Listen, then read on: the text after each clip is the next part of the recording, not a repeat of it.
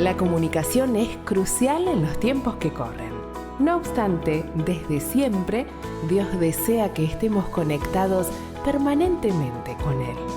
Gracias por acompañarnos en Conectados con la Palabra. Gustavo Caramelino hoy nos trae el tema Rescate celestial. El siglo XXI nos encuentra, entre otras cosas, con una cantidad de adicciones que se convierten en cadenas del alma. Adicción a las drogas, al alcohol, a la tecnología, a los juegos por internet, a los teléfonos inteligentes, a la pornografía. Frente a semejante flagelo necesitamos un rescate celestial. Comenzaremos hoy en Conectados con la Palabra una serie titulada Poderoso Salvador.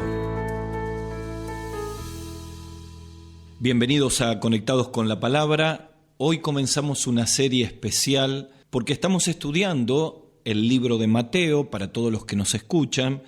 Y hoy nos toca Mateo capítulo 1, versículos 18 al 24, donde está el nacimiento de Jesús. Así que vamos a hacer una serie especial sobre el nacimiento del Señor, sobre la Navidad. Y nuestro título de hoy es Rescate Celestial. La serie de 4 programas que vamos a tener está titulada Poderoso Salvador. ¿Y de dónde surge esta serie de Poderoso Salvador? Bueno, surge del capítulo 1 de Lucas. Allí Lucas en el capítulo 1, versículos 68 en adelante, nos muestra lo que se llama la profecía o el cántico de Zacarías.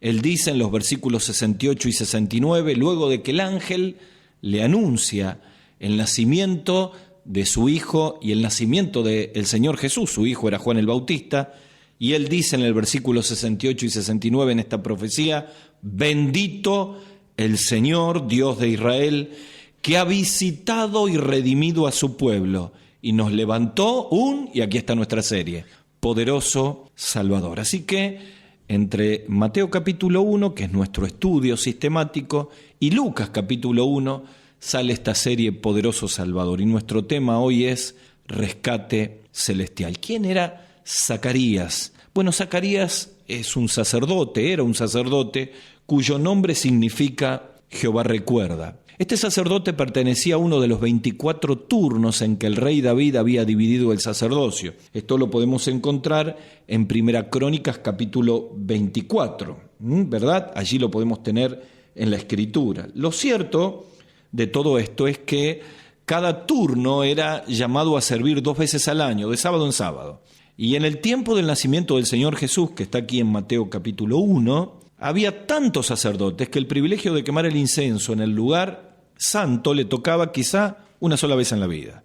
Precisamente el día en que Zacarías, como sacerdote, cumplía el turno, Dios aparece milagrosamente y el ángel Gabriel, de pie a la derecha del altar, esto está en Lucas 1, le anuncia el milagro de que él y su mujer Elizabeth, a pesar de la edad y de la infertilidad, serían padres. Este era el primer mensaje procedente del cielo después de 400 años, porque desde Malaquías 4 la estación del cielo no estaba transmitiendo.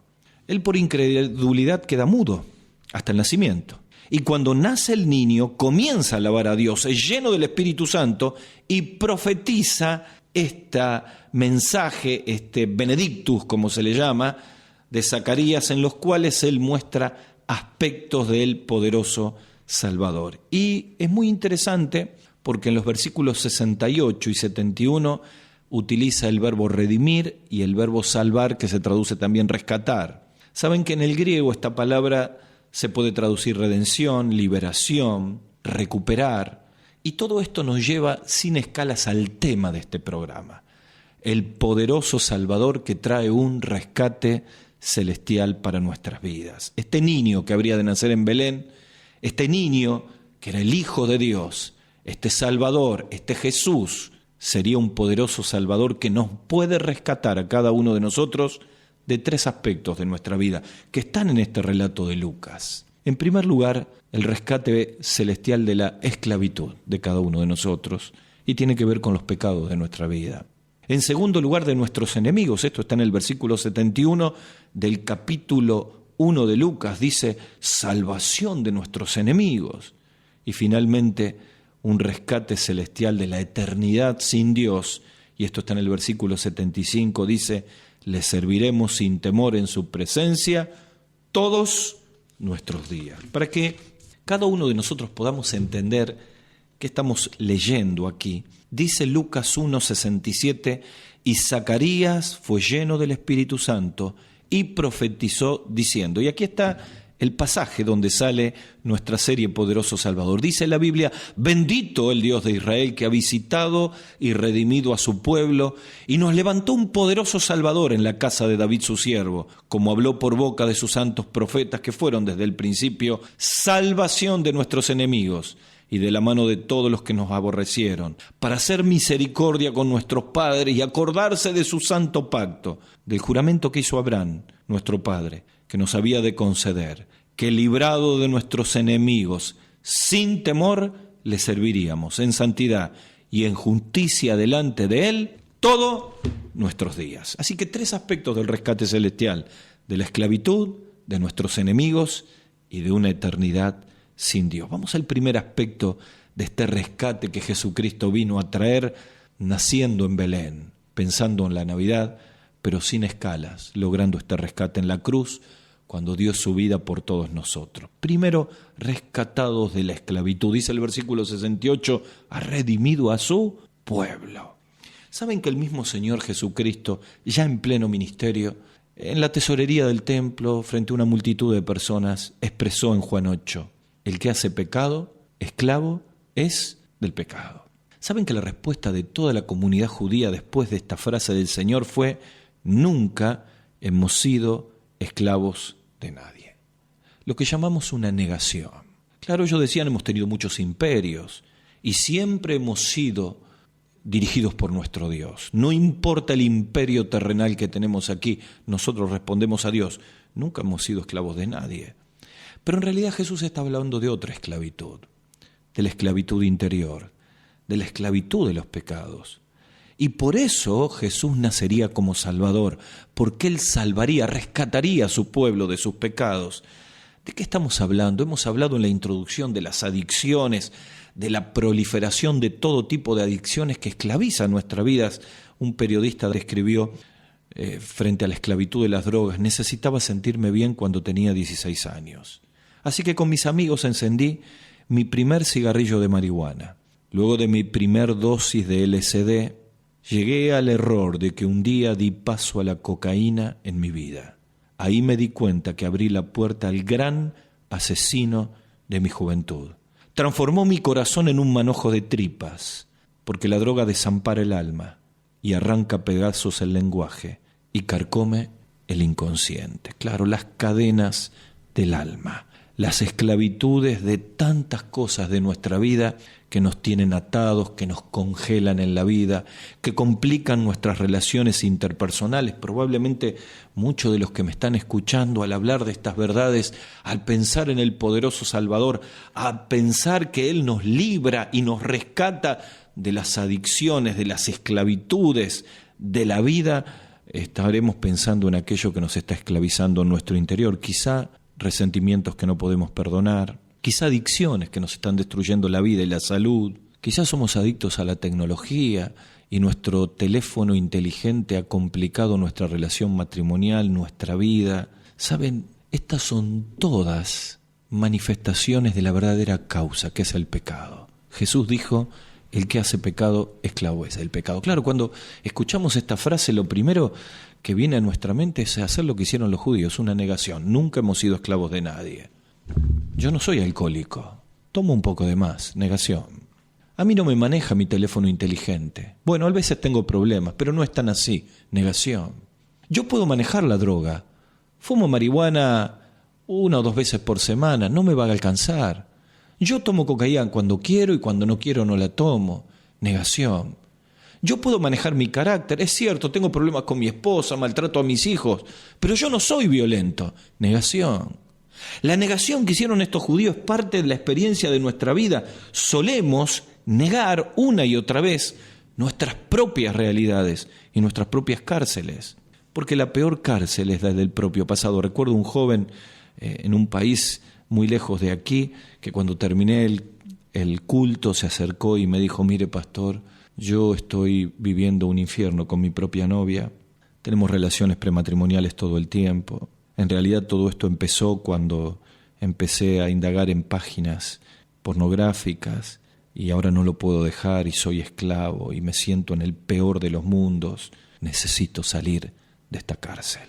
¿Saben? El Salmo 116, versículo 16, el salmista, sintiendo en la esclavitud de las cárceles, dice: Señor, tú has roto todas mis prisiones. Es un poquitito la experiencia del Evangelio cuando Jesús se sube a la barca, cruza el mar de Galilea y llega hasta Gadara. Allí había un endemoniado gadareno que tenía cadenas reales, que vivía en un cementerio, que se agredía, que espantaba a la gente, que era una vergüenza, pero estaba controlado por un demonio y necesitaba que Jesús llegue para darle la verdadera libertad. Por eso dice Zacarías: bendito el Señor que ha redimido a su pueblo, que ha rescatado a su pueblo.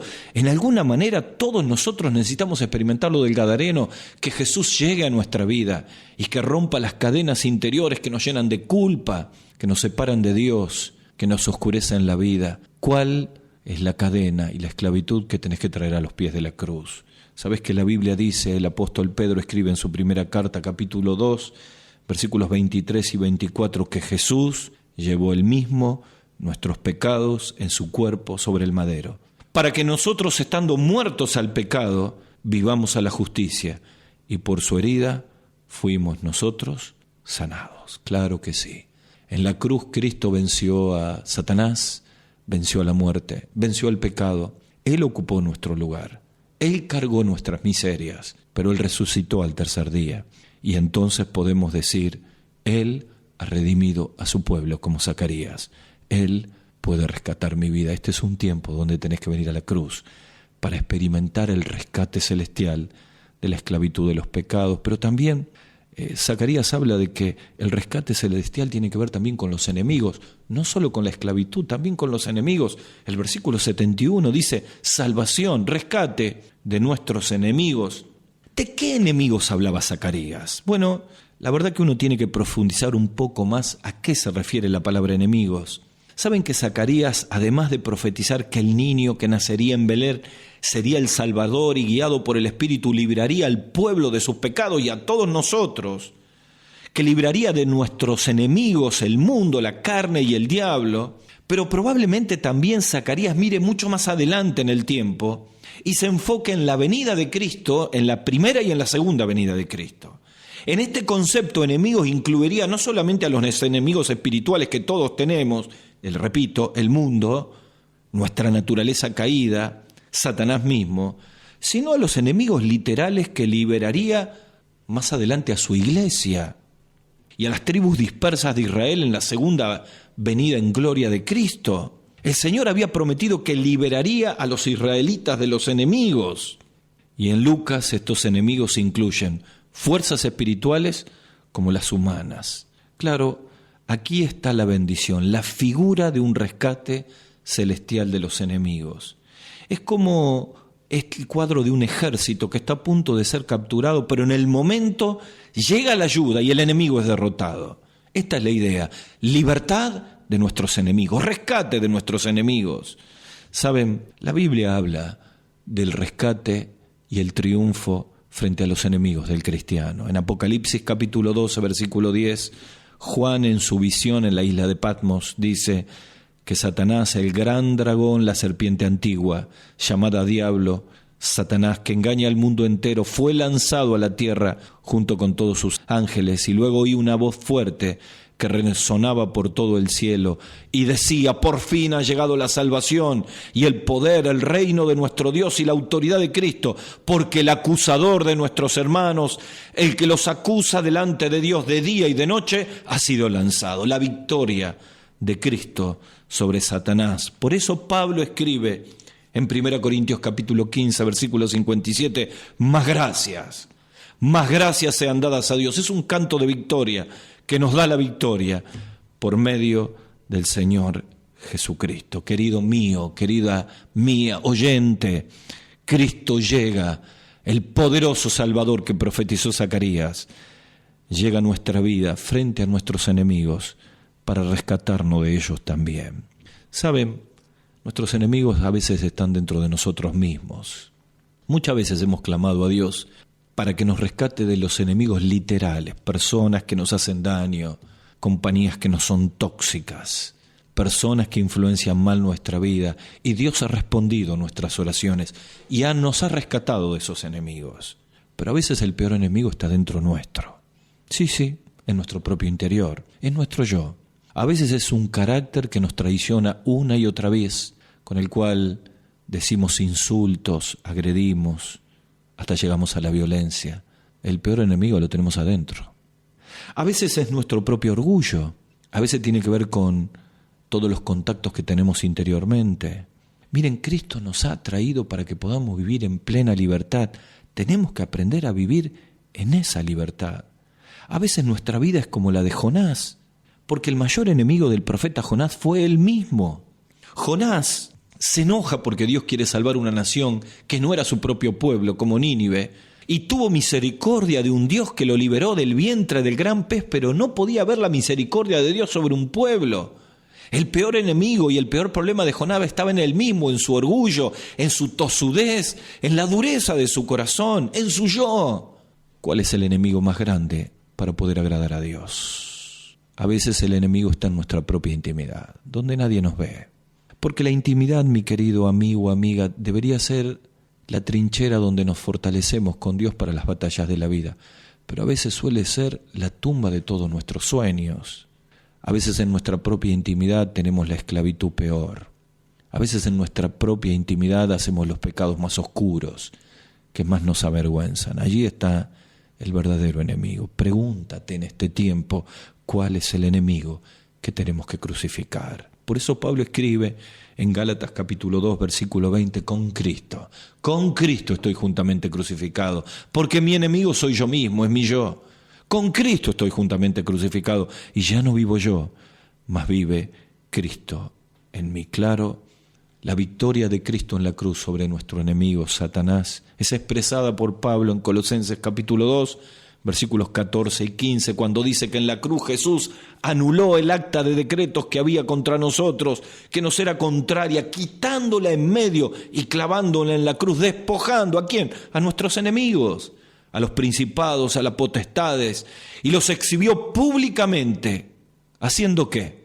Triunfando sobre ellos en la cruz. Por eso Pedro, hablando del cántico de victoria, dice, sabiendo, capítulo 1, primera carta de Pedro, versículo 18, sabiendo que fuimos rescatados de nuestra vana manera de vivir, no con cosas corruptibles como oro o plata, sino con la preciosa sangre de Cristo. Tal vez hay un enemigo que está llevando tu vida al fracaso, que te ha alejado de Dios. A veces los enemigos son los malos amigos, que no queremos soltar, pero hasta que no lo soltemos y lo traigamos a la cruz y busquemos nuevos amigos, nuestra vida va a estar desbarrancada. A veces el mayor enemigo es un resentimiento, una raíz de amargura que llevamos por años y que no estamos dispuestos a soltarla y que no entendemos que es el enemigo, la herramienta que Satanás está usando para destruir nuestra propia vida.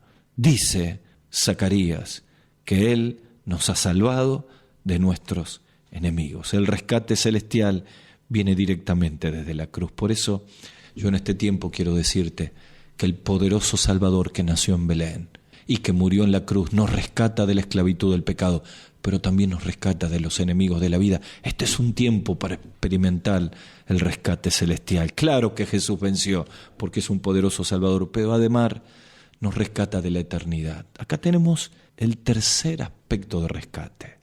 Primero la esclavitud de nuestros pecados para experimentar su perdón. Después la libertad y el rescate de nuestros enemigos para vivir una vida en libertad. Pero también un rescate de una eternidad sin esperanza. Dice el versículo 74 y 75, ahí está Zacarías, guiado por el Espíritu Santo.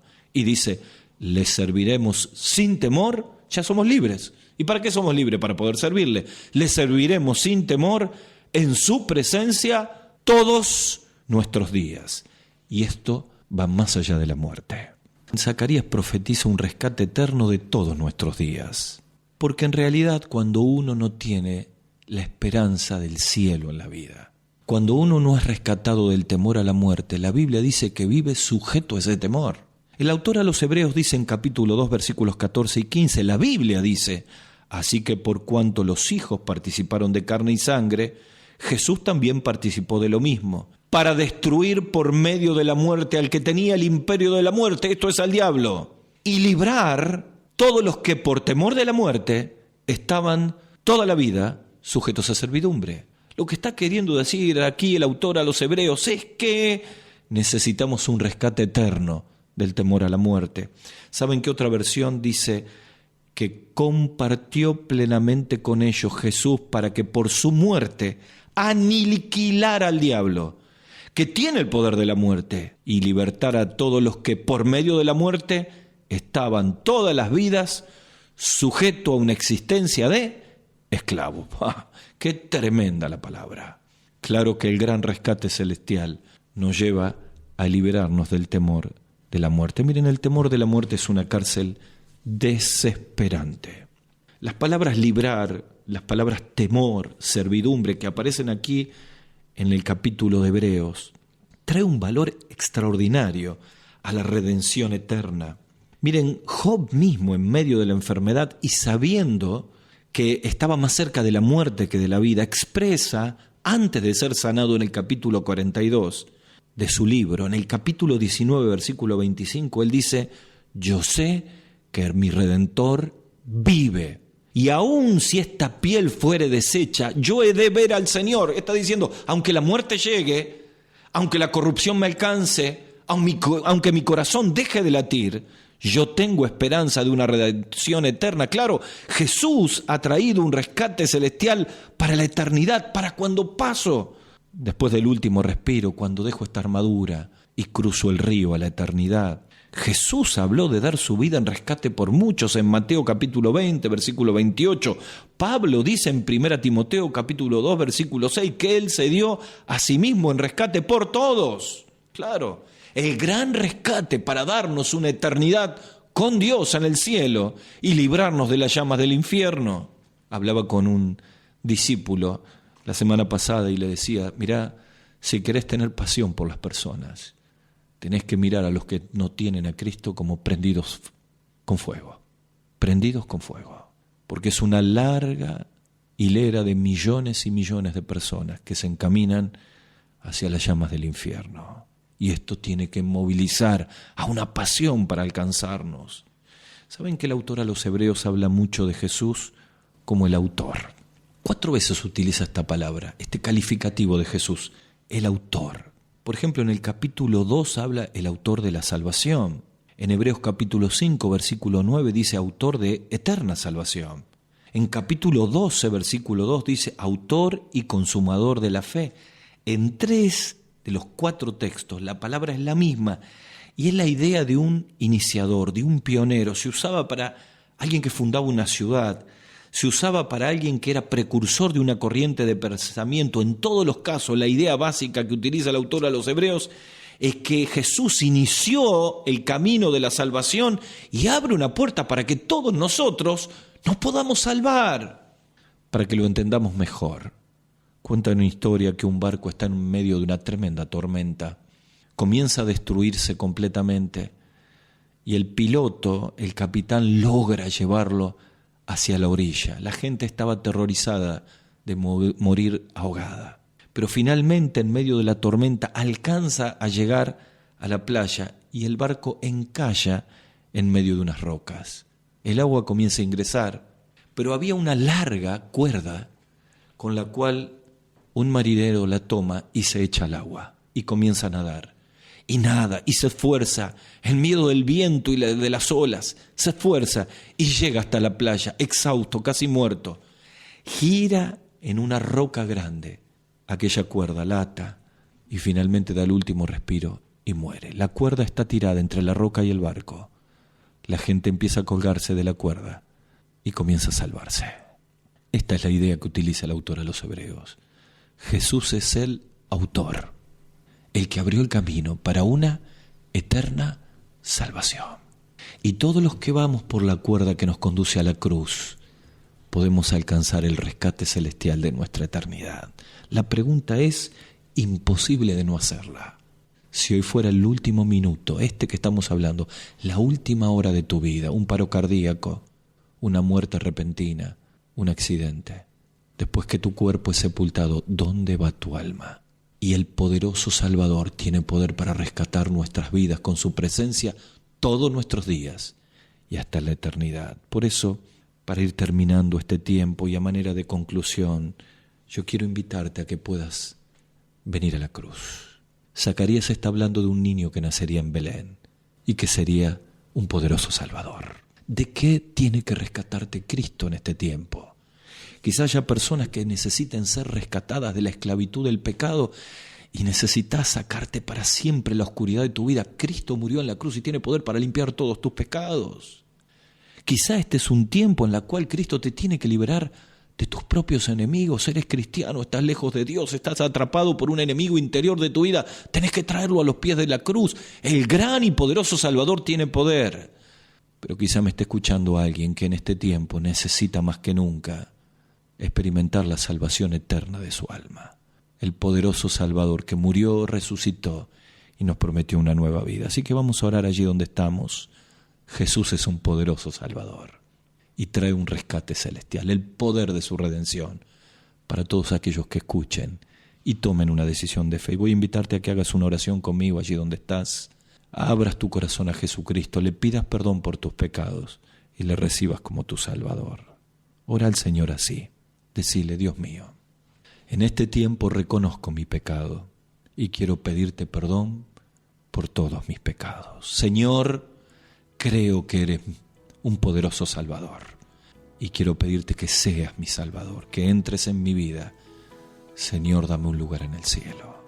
Te lo pido en el nombre del Señor Jesús. Amén. Hasta el próximo programa.